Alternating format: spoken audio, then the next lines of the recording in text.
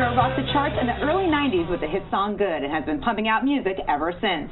Now the band is gearing up to release a new studio album, its first since 2009. Joining me now is singer Kevin Griffin and bassist Tom Drummond.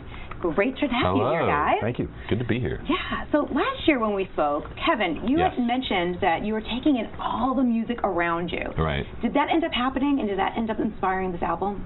I think so. I mean, our band, we've always been about trying to filter the influences musically that we're hearing and put them back into the band, just so the music stays relevant and fresh. And fun for us. And fun, you know, because when you've been doing it a while, you want to stay inspired. For us, we've been doing it a while, and if we're going to put out a new album, we want it to be different.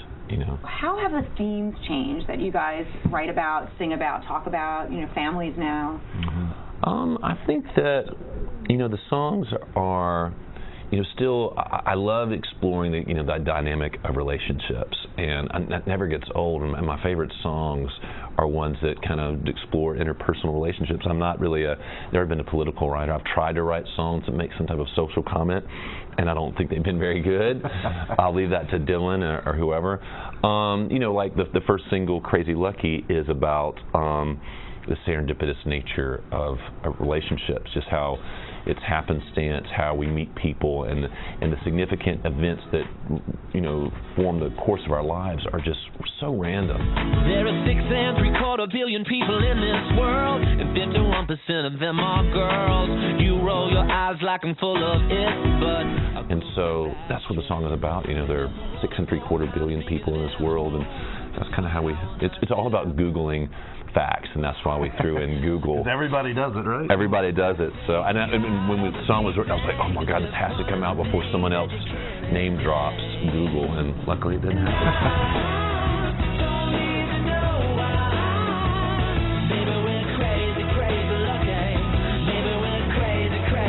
The album is called All Together Now, and there's a significance to that. And we went through a lot of different titles, and we wanted a name that kind of reference the fact that, you know, it's about all the songs coming together, the band getting together and touring, and we kind of had All Together Now as an album title around for a while, and finally, you know, everybody liked it. I mean, our manager at first was like, well, I think it's a Beatles song title, can we use it? And he did a little checking in it, and as we found out that titles are not copyrightable. But you're not all together now in terms of where you're living. No, we hate each other. You used to live in New Orleans. Now you're in Nashville. You're still in New Orleans, right? Post-Katrina. So what's that like, kind of being far apart and coming together and, you know, being a band again? Is that difficult or challenging? Well, we have to schedule rehearsals now. We schedule rehearsals. Which involve airplanes as opposed to singing, you know, at rehearsal space. I think it's pretty common for bands that have been around a while. You know, they don't always live in the same town. I left New Orleans just to be near the songwriting community after Katrina, and I lived in L.A. for about 6 years. So I need to be, because I do so much songwriting outside the band, I need to be in one of the centers of songwriting, which happens to be L.A. or Nashville. You're giving back to New Orleans, and with your organization, I understand you opened up a school, right? We are supporting a school's after-school program for about 100 kids right now. It's a big responsibility, you know. Bethune Elementary. We want to be able to continue that moving forward, and we're actually looking into running a summer school program for the same reasons. It keeps kids off the street, allows the parents to work longer days, and it's just good for everybody. It's a great reason to give back, especially after Katrina, like you said, New Orleans and everything. Can you believe it's been 20 years? Well, last year marked 20 years since you released your breakthrough album, Love. That's crazy. I mean, what was the turning point at that time which made you kind of turn popular, get on the radio, right? Well, I think what a lot of people don't realize is we've been together for quite a while before the single came out. We put the album out ourselves in 1993. Elektra picked it up in 95. So it's like we've been together for 7 years, and then 7 weeks later we had a #1 song at alternative radio. It's just like, whoa, there's the switch. And then it just kind of started from there. I mean, I think that, you know, when we first saw the first single, Good, start reacting, that's when we knew we had something. And we'd written a lot of songs, and they didn't get that kind of reaction.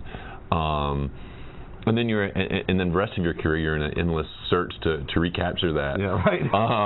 And you miss it because you're on the road to begin with. So when it's happening, you're like out there playing every night, and you're kind of missing. All your friends are calling you and stuff because they're seeing it on MTV or whatever. You know, hearing the song for the first time. And it was a great time just to see everything change and all these doors. I mean, like Tom said, we'd been together a while.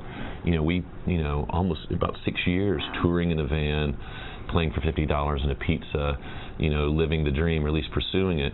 And suddenly, when we were signed, and after being together 6 years, suddenly, we were the hot band at South by Southwest in '94. It was fun. When you're not embedded in Ezra, you're writing quite a bit. You've written for Sugarland, Howie Day, the list goes on. Mm-hmm. What does that bring you, that creativity, writing for other people? I work with a lot of young artists, and their musical influences are different than mine. So I'm always, learning and staying fresh, and it's great for my songwriting. Do you ever get writer's block? Knock on wood, and I've never had it, and now I've just been cursed. You know what? To me, thanks. Sometimes I'll make your curses. You know what? Sometimes you will I'll find myself, working on an idea for a song, and then I'll just be bashing my head trying to get something going, and I'm like, you know what? It's not happening right now, and I'll just go get lunch or go exercise or spend family time. And so I don't ever force it. It has to be inspiration. As silly as that sounds, it really does. Well, thank you guys so much for coming in today. It was so great talking with you. Thank you so much. Good to see you again. Yeah, good to see you. Yeah, it's been a lot of fun. Yeah, it's been a long time.